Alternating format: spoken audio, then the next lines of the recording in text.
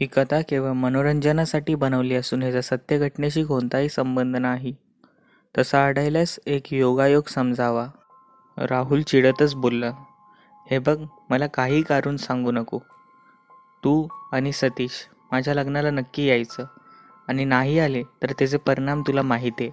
अरे हो हो, आम्ही जमलं तर नक्की येऊ, असं उत्तर देऊन हर्षने पळवापळवीचे उत्तरे दिली.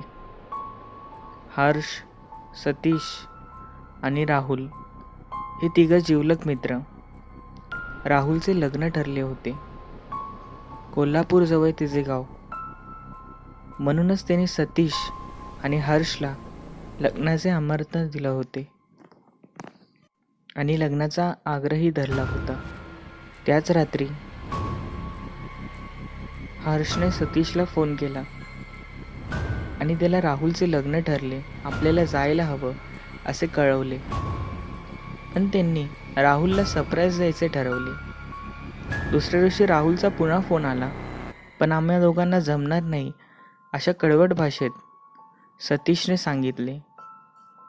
लग्नाच्या आदल्या रात्री जाऊ आणि त्याला सरप्राईज देऊ असे ठरवले. पण काही कामानिमित्त सतीशला हे सकाळी काय त्याचं काम करता आले नाही व त्याला जाता आले नाही. म्हणूनच त्यांनी म्हणजे सतीश आणि हर्षने रात्री निघून सकाळी लग्न अटेंड करण्याचा ठरवले. ठरल्यानुसार सतीश आणि हर्ष हे निघाले. हवेशी वेग करत, आपल्या बाईकची पूर्ण स्पीड वाढवत, जोरजोरात मोठ्याने गाणे बोलत. या अशा अवस्थेत सतीश आणि हर्ष हे त्याच्या मित्र राहुलला सरप्राईज द्यायला निघाले. बघता बघता मुंबई आणि पुणे हे मागे गेले आणि काही वेळाने गाव हे सुरू झाले. राहुलने सांगितलेल्या पत्त्यानुसार हर्ष आणि सतीश हे जात होते. साधारण रात्रीचे 2:30 ते 2 वाजले असतील. सतीशच्या बाईकचा प्रॉब्लेम झाला. पेट्रोल संपलं असेल. हर्ष घाबरतच बोलला, अरे नाही रे, पेट्रोल टाकी तर फुल आहे, पण असं कसं झालं काय माहीत. या अवस्थेमध्ये सतीश आणि हर्ष यांनी आपली गाडीचा धक्का मारायला सुरू केली. पण काही निमित्ताने गाडी काही चालू होत नव्हती. त्यांनी गाव गाठले आणि मेकॅनिकला त्यांची गाडी दिली. आणि मेकॅनिक झोपेच्या अवस्थेत बोलला, अहो साहेब, उद्या दुपारपर्यंत तुमची गाडी भेटेल. सध्या तिला काय झालंय पूर्णपणे बघायला लागेल. मी तर काय आता बघत नाही बघा. काही कर बाबा, वाटल्यास जास्त पैसे दे. असं बोलतच हर्ष घाबरत पुन्हा त्याला बोलला, काही कर, पण आमची गाडी नीट कर. अहो नाही होणार, कारण की आमचा मेन मेकॅनिक हा त्याच्या मूळ गावात गेलेला आहे. तो उद्या सकाळी ड्युटीला येईल, मग तेव्हा बघा काय ते. तुम्हाला जर जमतंय तर गाडी ठेवा, किंवा इथून जावा गाडी ढकलत. याचं स्पष्ट आवाजात तो मेकॅनिक बोलला. नाईलाजाने हर्ष आणि सतीशला त्यांची गाडी तिथेच ठेवून पुढे जावे लागले. बरं, इथे आम्हाला कोल्हापूरला जायला गाडी कोणती भेटेल हो? यावेळेला गाडी तर नाही भेटत, पण या हायवे शेजारून जावा, नक्की भेटेल. असं बोलतच हर्ष आणि सतीश हे पुढे जाऊ लागले. साधारण 15-20 मिनिटं झाले असतील. बघता बघता त्यांना एक स्मशान दिसले. दोघांच्या मनात एक वेगळीच भीती निर्माण झाली. ते पुढे चालत राहिले. काही वेळाने वातावरणात चांगलाच गारवा पसरला होता. काय पनवती लागली आणि आपण असा अडकलो. हर्ष रागातच बोलला, अरे होईल रे, चल काही नाही, सतीश बोलला. आणि थोड्या वेळाने एका गाडीचा आवाज येऊ लागला. तसंच हर्ष आणि सतीशच्या मनात एक वेगळीच ऊर्जा निर्माण झाली. जणू की काय ते वर्षानुवर्ष याच रस्त्यावर अडकलेले आहेत.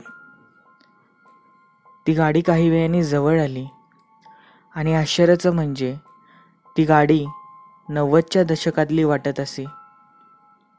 कारण की ती व्यक्ती ही तशीच दिसत होती. मोठ्या मिशा, 90च्या दशकातले माणसं घालतात तसे कपडे. पण असो, आपल्याला त्या गाडीत बसायचं आहे. आणि असं बोलतच सतीशने त्या गाडीला हात दाखवले. ती गाडी थांबली देखील. तसंच त्या माणसाने आपली मुंडी वरती करून परत बाजूला करून हे त्यांना विचारले की कुठे जायचं आहे. आणि सतीश घाबरतच बोलला, आम्हाला जरा इथून 1.5-2 तासपर्यंत कोल्हापूरजवळ एक गाव आहे, तिथे सोडाल का? आणि तो माणूस बोलला, बसा, मलाही तिथेच जायचं आहे. या अशा अवस्थेत हर्ष आणि सतीश यांना नाईलाजाने बसायला लागले. गाडी चालू झाली आणि तशी तिघांमध्ये गप्पाही. तर काका तुम्ही कुठे जात आहात? आणि तसंच माणूस बोलला की मी तुम्हाला काका दिसतो का? मी तुमच्याच वयाचा आहे. कदाचित ते गंमत करत असतील असं हर्षला वाटले. आणि सतीशने विचारले, तर तुम्ही कुठे जात आहात? त्याच वेळेला तो माणूस बोलला की मी तिकडे जात आहे जिथे कोणालाच जायचे नसते. या उत्तराकडे दोघांनी दुर्लक्ष केले. पण आश्चर्याचं म्हणजे ती गाडी फार जुनी वाटत होती. न राहून सतीशने प्रश्न विचारला, ही गाडी किती जुनी वर्षाची आहे? त्यावेळेला त्या माणसाने उत्तर दिले, आत्ताच साधारण 1.5 वर्षाची असेल. मी माझ्या गाडीवर खूप प्रेम करतो. या अशा घोगऱ्या आवाजात त्या माणसाने उत्तर दिले. त्या माणसाने विचारले की तुमच्याकडे गाडी वगैरे आहे की नाही? झालेला प्रकार सतीशने सांगितला आणि त्या माणसाने उत्तर दिले, या आजच्या गाड्या अशाच.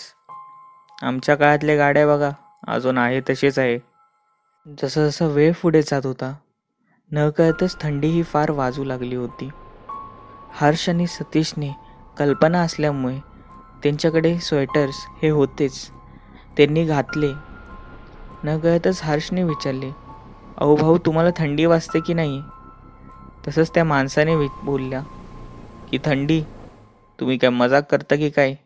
या अशा वातावरण आम्हाला काय थंडी वाजते का? या अशा अवस्थेत हर्ष आणि सतीश फार घाबरले. न कळताचा माणूसच आहे की नाही हर्षने मनात प्रश्न विचारला.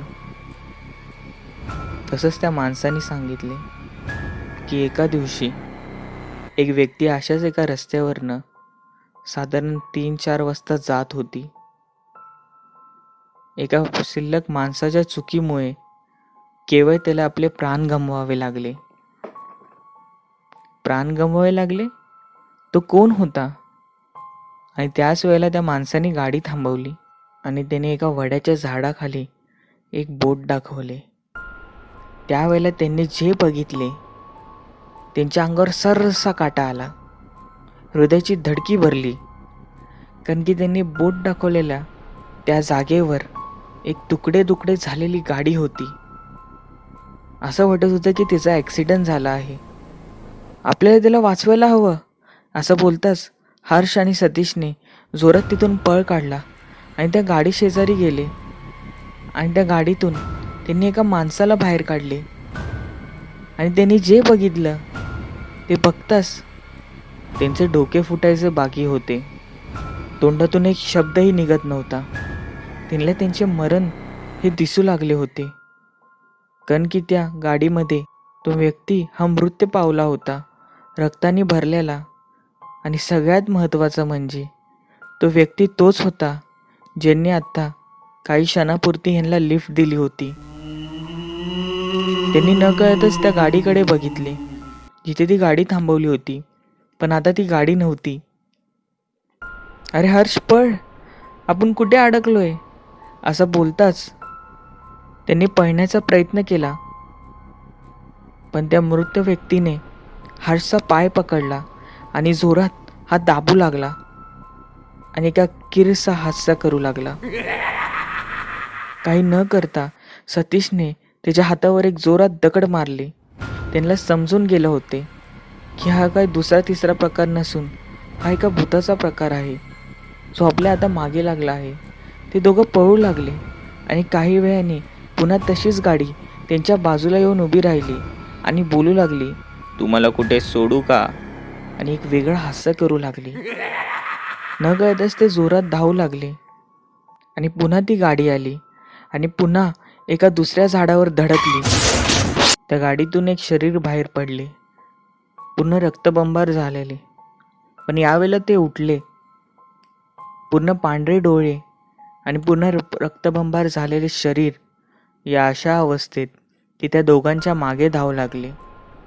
यावेळेला आपलं काही खरं नाही. सतीश आणि हर्षला असे वाटत होते, पण केवळ देवच आपल्याला वाचवेल याच आशेवर ते दोघं पळत होते आणि पाठून हे विचित्र विचित्र आवाज येऊ लागले. काही वेळाने दोघांमध्ये अंतर वाढू लागला. तसंच मागून पुन्हा आवाज आला, तुम्हाला कुठे सोडू का? आणि अशातच हर्षला मारुतीरायाचे मंदिर दिसले. न कळतच त्यांचे पावलं तिकडे वळली आणि त्यांना मंदिरात जाऊन बसले. मारुतीरायाचा जप करू लागले. मारुतीरायाच्या चरणी बसले. बघता बघता सकाळ झाली. त्यांनी त्या लग्नाला हजेरी लावली. लग्न हे उरकले आणि काही वेळाने हे दोघं एका जागेवर जाऊन बसले आणि एका पाहुण्याने न कळतच विचारले की काय झाले, तुमचे चेहरे का असे उतरलेत? त्याच वेळी त्यांनी रात्री झालेला प्रकार सांगितला आणि त्या पाहुण्यांनी सांगितले की हो, तुमच्यावर जे झाले त्याची मला कल्पना आहे. नक्की झालंय तरी काय? हर्षने विचारले. तसं तो पाहुणा सांगू लागला की साधारण 90च्या काळामध्ये शामराव हा एक श्रीमंत व्यक्ती आणि एक सरपंच अशी या गावाची ओळख होती. तो मनाने फार चांगला होता, पण त्याला गाड्यांचे फार आवड होते. गाड्यांची आवड कोणाला नसते, असा पाहुणा बोलला. एके दिवशी तो मुंबईवरनं आपली गाडी ही गावात आणत होता. रात्रीचे साधारण 2 वाजले असतील. तो आपल्या नेहमीच्या वळणाजवळ आला, पण त्यासमोर अगदी वेगवान गतीने एक बेवडा आला. त्याला वाचवण्याच्या नादात त्यांनी आपली गाडी वडाच्या झाडाजवळ धडकवली. पण दुर्दैव असं की तो बेवडा जरी वाचला असेल तरी त्या सरपंचाचा मृत्यू झाला. त्याच्या मदतीला कोणीच गेले नाही. त्याच्या डोक्यात हा जबर मार लागला आणि त्याच्या डोळ्यासमोरच ती गाडी ही उद्ध्वस्त झाली. असे बोलले जाते की त्याला त्याच्या गाडीवर फार प्रेम होते आणि तेव्हापासूनच त्याची आत्मा रस्त्यावर फिरते आणि मुख्य म्हणजे त्याचा मृत्यू हा अमावस्येच्या दिवशी झाला होता. केवळ देव बोलवत की तुम्ही वाचलात. हे ऐकताच हर्ष आणि सतीशला घाम फुटला. देवाचे आभार मानू लागले. तर मित्रांनो, ही कथा तुम्हाला कशी वाटली मला नक्की सांगा. आवडली असेल तर लाईक करा, नसेल आवडली तर डिसलाईक करा आणि हो, चॅनलला सबस्क्राईब नक्की करा. तुमचेही काही असे अनुभव असतील तर ते खालील दिलेल्या लिंकवर नक्की शेअर करा. मी नक्की शेअर करेल. आणि हो, चॅनलला लाईक सबस्क्राईब नक्की करा. थँक्यू.